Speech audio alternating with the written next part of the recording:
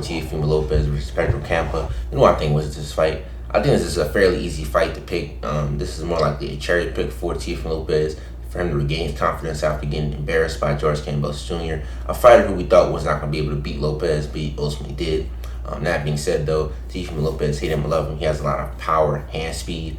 He definitely is a good boxer. When he actually uses his boxing ability and doesn't rush in so wild, he can be a good fighter. He Pedro Campa by a 5th or 6th round knockout. Pedro Campa tends to lunge in with a lot of his shots. He definitely throws a lot of combinations, but he's kind of slow in the ring. He's getting knocked out before with a left hook when he was caught coming in trying to land some shots against Jimenez. And I think that Teofimo Lopez will most likely land left hook with the right hand in the 5th or 6th round, drop him and finish him off with a series of combinations, left hooks, right hooks, head and the body, similar to the Richard Comey fight.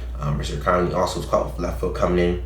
I think that Pedro Campa will try to put up a good fight, mostly with Teofimo Lopez, use his boxing abilities, outbox him, and eventually time him and get him out of there. This is pretty much an easy fight to call, in my opinion. I hope Teofimo Lopez can let go of his arrogance, but I see it to be highly unlikely. Considering this past week he's made all these comments, calling out Devin Haney, Ryan Garcia, Ryan Garcia up, saying that Devin Haney has flaws, Ryan Garcia has flaws, Gervonta Davis has flaws. He's the best of this era.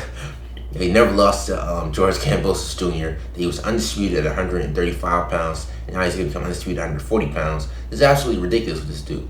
I started out liking Teofimo Lopez. I like his confidence, his swagger, but he quickly turned into what we call a diva after beating Lomachenko, claiming that he was undisputed even though Devin Haney held the last WC belt when Teofimo Lopez only held the WBA, WBO, and the IBF belts, okay?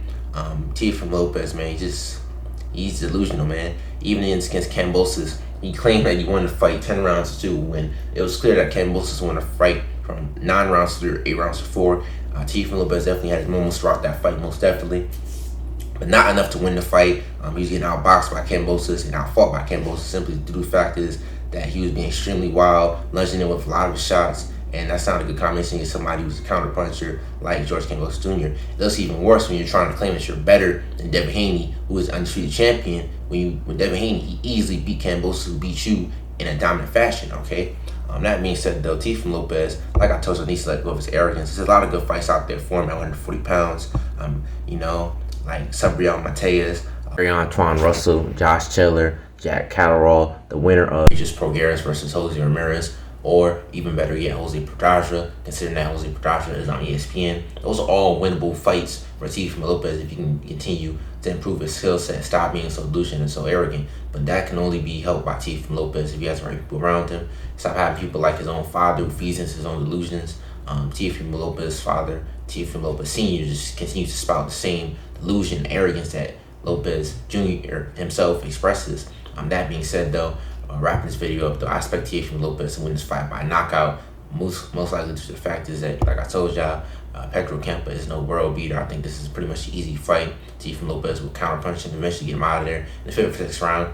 But hopefully Teofimo Lopez can learn from his mistakes, but I doubt it. This dude has to be one of the most arrogant fights I've ever seen in my life.